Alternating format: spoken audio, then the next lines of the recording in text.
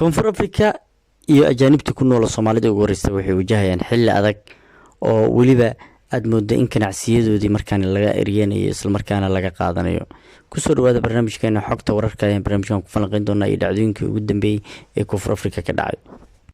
dumarka ku nool xaafadda soomaalida ee Belfield oo ah dumar Soomaali ayaa noqday dhibanayaashii ugu dambeeyay ee markaan wajaho dhibaatooyinka ka socda dalka koonfur afrika islamarkaana si toos ah u taabtaan xilli aysan jirin wax dowladda ama community isku xiran oo u damqanayo.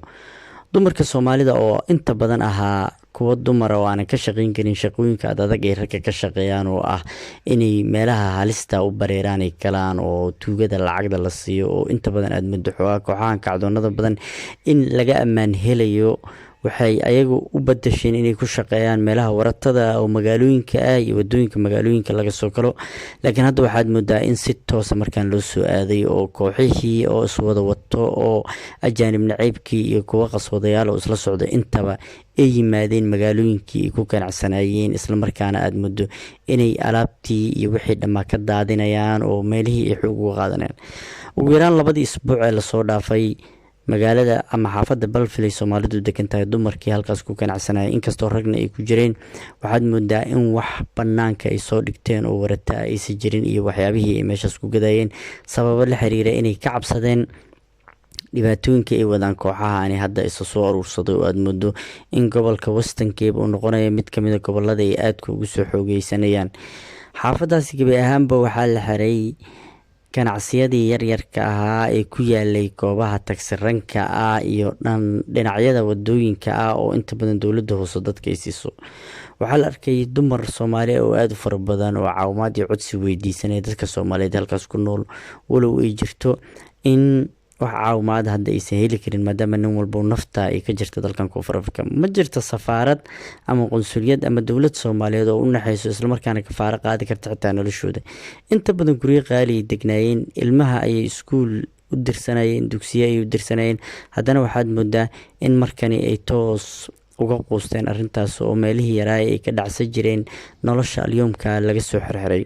tan waxay cadeynaysaa in xaaladda koonfur afrika magaalo iyo miyi qofkii ku noolba oo xaalad halis ku jiri kara wajihi karana bilaha soo socda xilli la filayo weliba inay doorashooyin aad loogu contest gareeyo ama loogu tartamay ay ka dhici doonaan dalka koonfur afrika kuwaasoo ay hareynayaan weliba waxyaabaha la yiraahdo immigration policy ama arrimaha socdaalka taasoo koonfur afrika eeda uga digayso.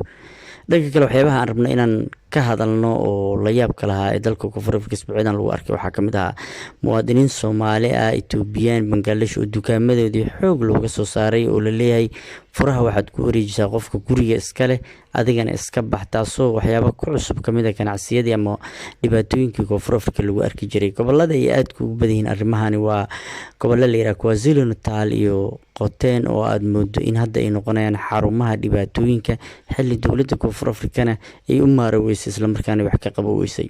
banaanbaxyadooda joogtada ayaa socdo waxayna ku hanjabayaan in maalinba maalinta ka dambeysa wax aan horey loo arkin ay sameyn doonaan. waxaa la arkayay booliska koonfur afrika oo dad badan oo ajaanib ah inay soo wadaan dhahayo anagu idima badbaadi karna ee furaha dadka guryaha lagu wareejiya iskana dhiiba wax alla wixii aad haysatiin oo alaab halkaas uga taga. kooxahan ayaa markaana waxay sameynayaan in xitaa ay dadka isku dayaan inay leejo ka qaadaan oo leeyihiin waa kaa leexinaa dadkani waxa lacag maanta ah haysisi, taasoo ayadu nafsadaanteeda dhacday oo la arkay dad badan ama ayba nala soo xiriireen dad badan oo arrintaas ay ku dhacday oo warbaahinteena ay diideen in codkoodii magacooda la soo xigtay balse arrintaas ay ku dhacday.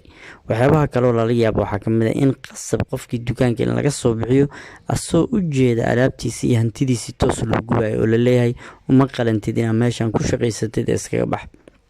balse taas bedelkeeda haddana dhibaatooyin badan ay wajahayaan community-ga danyarka ee South Africaanka ayaga dukaamadaasi ku kornoolaahay wax ka soo gada jiray oo ayagana nafsad ahaantooda dareemaya culayska halkaasi ka socdo.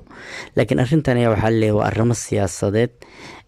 dadka guryaha iska lahaana waxaa leeyahay haddaadan ajnabigan guriga ka bixin adigan ku dilayna, taas ugu qasbaysa dadka qaar in si qasab ah ayagoona rabin ay qofkii dhahaan iska bax. kuwo kaloo ayaga la shaqaysanayo arrinka dhex arkayne waxayba leeyihiin furaha guriga igu soo wareeji iska bax adig iska danaysa dukaanka anaa kaa qaata waa ay ku socotaa. waxyaabihii muuqaaladii la yaabka lahaa ee xitaa dowladdu nafsad ahaanteeda hadda waxaad moodaa in ayadu arrintan ii fahantay oo hadda maadaama arrimo doorasho lagu jiro rabta inaan looga badin arrimahan muuqaalada lasoo qabtay waxaa kamid ah howl aadka ula yaabka badnaa dad Soomaali iyo Ethiopian iskugu jiro aad u calacalaayo oo xaqiiqatan aad moodo cid u damqanaysa inaysan jirin. You should take out our stuff. No, we are missing you guys. You guys need to open the shop. Then take our stuff. That's why you are Where's the shop? Yes. Yeah. We are just asking you. Very polite. Very polite. No, but you're making Rasta away. Don't make noise here. Rasta away.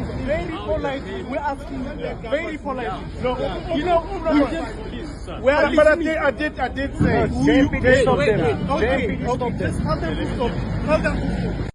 qofkaas aad u calacalayo oo inay u jeedaan waxa la sheegay inuu yahay muwaadin Soomaaliyeed oo sidoo subaxii u soo kacay meeshii ganacsigiisa inuu ka shaqeysto markii la rabay la yiri meeshan waa la duminaa xoogana lagaaga bixina iska bax kaasoo xitaa wax macnaha naxariis aan loo sameeyno ahniyo inta Soomaaliland haysata iskaga guura iyadu waxay kartaa kashahay aan loo sameeyno leeyahay hadda waa inaad si degdeg ku guurtaa haddii kale alaabtaada waa ay ka bixi doontaa taas ayaana ku heshiisay ninkan muwaadinka Soomaaliyeed waxaa kula jira meesha dad Ethiopian iyo dad kale ajaanib oo Eritrean iyo Afrikaan kala duwan oo ayagu nafsadantooda sida ninkan loogu awood sheeganayo.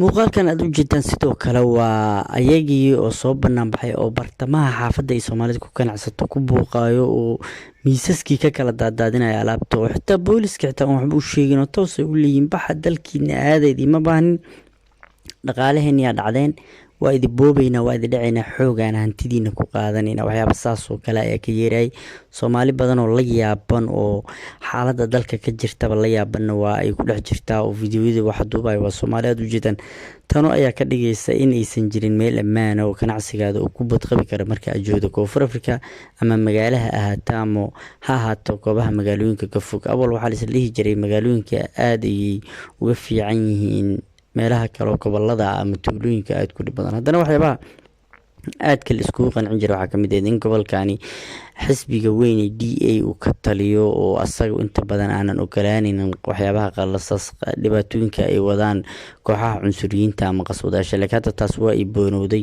oo waxa cad in nimankani meel walba ay gaari karaan oo dalka oo dhan hadda dhibkooda uu gaaray meel walbana ay wax ka sameyn karaan haddana aysan jirin cid sharciga si toos ah u horkeeni karto.